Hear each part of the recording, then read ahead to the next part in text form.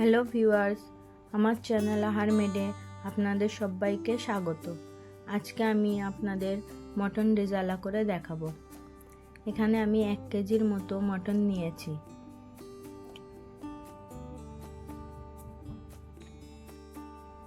প্রথমে মাংসটিকে ম্যারিনেট করে রাখার জন্য আমি 50 গ্রাম মতো টক দই নিয়েছি। কাঁচা লঙ্কা বাটা নিয়েছি 1 চা চামচ। ঝাল আপনারা কম বেশি করতে পারেন।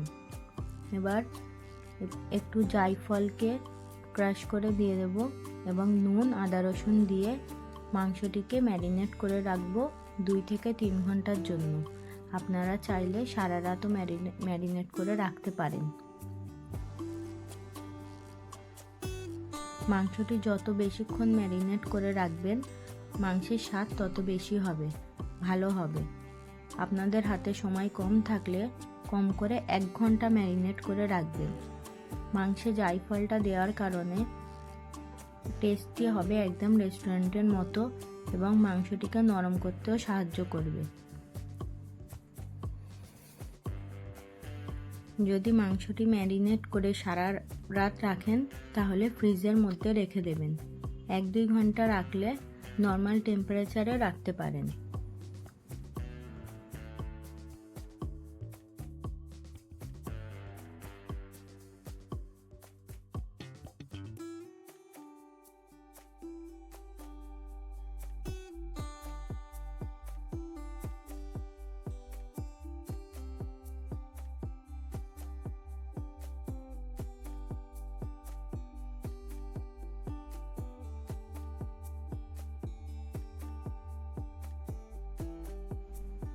মাংসটি তৈরি করার জন্য আমি 3 ধরনের পেস্ট তৈরি করে নিয়েছি। আপনাদের এক এক করে দেখিয়ে দেব কেমনভাবে তৈরি করতে হয়। প্রথমে আমি 250 গ্রাম মতো পেঁয়াজ নিয়েছি 1 কেজি খাসির মাংসের জন্য।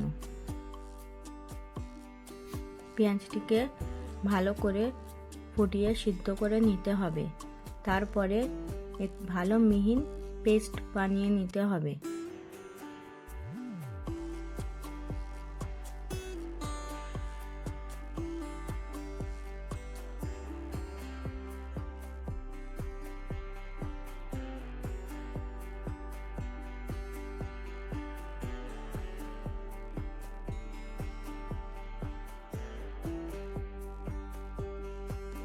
এরপরে আমি নিয়েছি একটি তেজপাতা, বড় এলাচ হাফ, মিঠে মৌরি 1/2 চা চামচ, ধনে 1/2 চা চামচ, 3 থেকে 4টি ছোট এলাচ, লবঙ্গ 3 থেকে 4টি, একটুখানি জায়ত্রী ফুল।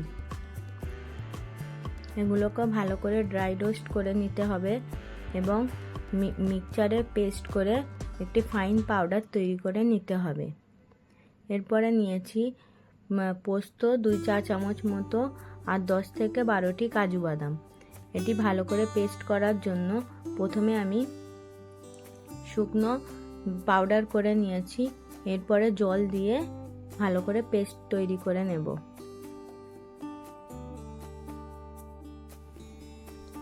রেজালাটি আমি 1/4 কাপ তেল দিয়ে রান্না করছি, কারণ এখানে আমি ঘি ব্যবহার করি। রেজালা রান্না করার সময় যদি একটু ঘি দিয়ে দেন তাহলে রেজালার স্বাদটি একদম রেস্টুরেন্টের মতো হবে। চাইলে পুরোটা ঘি দিয়েও আপনারা রান্না করতে পারেন। ঘিটি গরম হয়ে গেলে আমি 4টে শুকনো লঙ্কা ঘির মধ্যে ছেড়ে দেব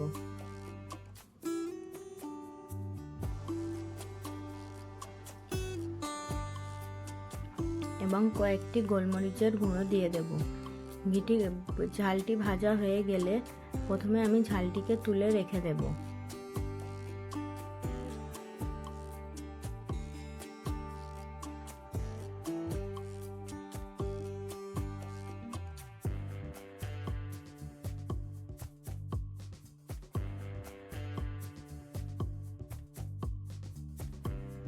এরপরে আগে থেকে তৈরি করে রাখা পেঁয়াজের পেস্টটি দিয়ে দেব।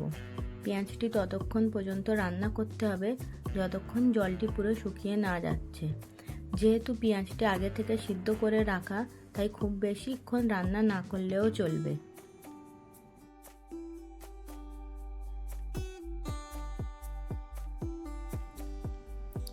এরপরে ম্যারিনেট করে রাখা মাটনটি আমি এর মধ্যে দিয়ে দেব। মাংসটি দেওয়ার কিছুক্ষণ পর মাংস থেকে জল ছাড়তে শুরু করবে। ভালো করে কষিয়ে রান্না করে নিতে হবে যতক্ষণ পর্যন্ত আদা রসুনের কাঁচা গন্ধটি না চলে যাচ্ছে।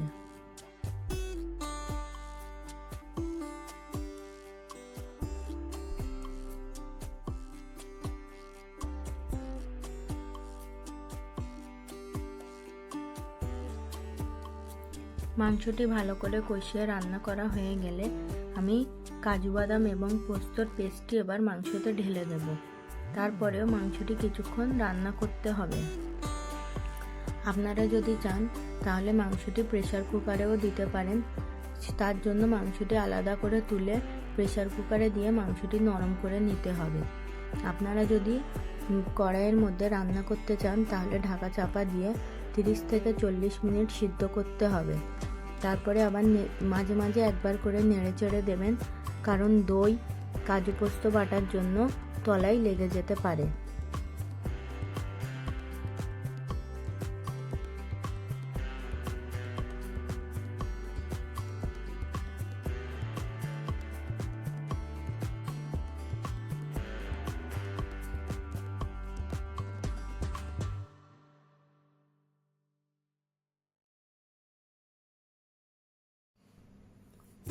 মাংসটি যখন অর্ধেকেরও বেশি রান্না হয়ে যাবে তখন 1 কাপ মতো ফুল ক্রিম দুধ দিয়ে দেবেন মাংসের মধ্যে।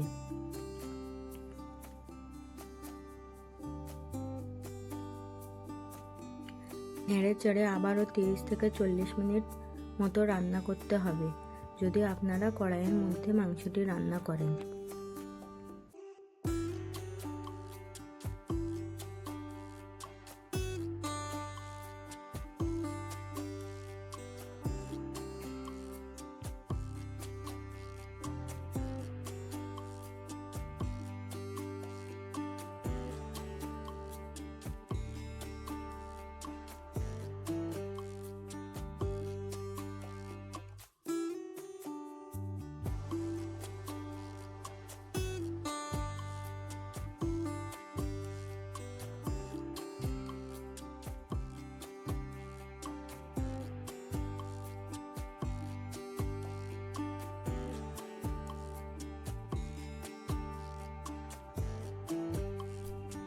মাংসটি যখন প্রায় শেষের দিকে তখন আগে থেকে ভেজে রাখা শুকনো লঙ্কাটি দিয়ে দেবেন। মাংসটি অনেকক্ষণ ধরে রান্না করবেন ঠিকই, কিন্তু মাঝে মাঝে ঢাকনা খুলে নাড়াচাড়া করে দিতে হবে, না হলে তলায় লেগে যাবার খুব সম্ভাবনা।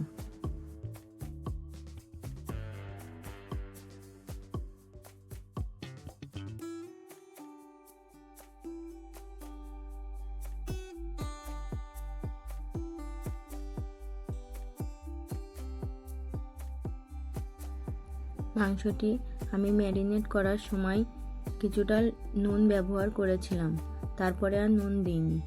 আপনারা লাস্টে নুন দেবেন এবং ভেজে রাখা গুঁড়ো মশলাটি লাস্টে এর উপর ছড়িয়ে দেবেন।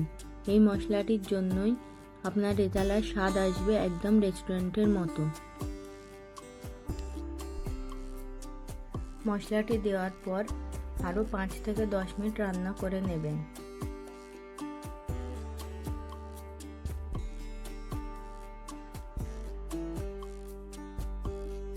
শেষে 1 চা চামচ মতো কেওড়া জল দিয়ে দেবেন।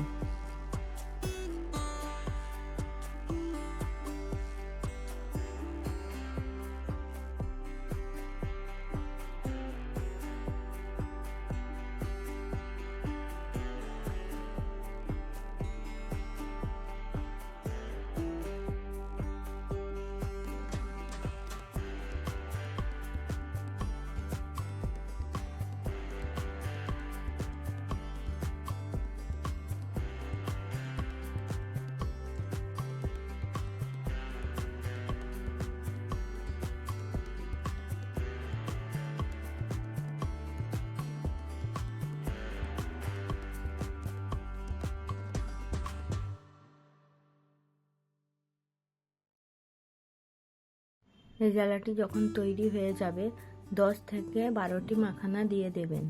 এটা টোটালি অপশনাল, আপনারা চাইলে নাও দিতে পারেন।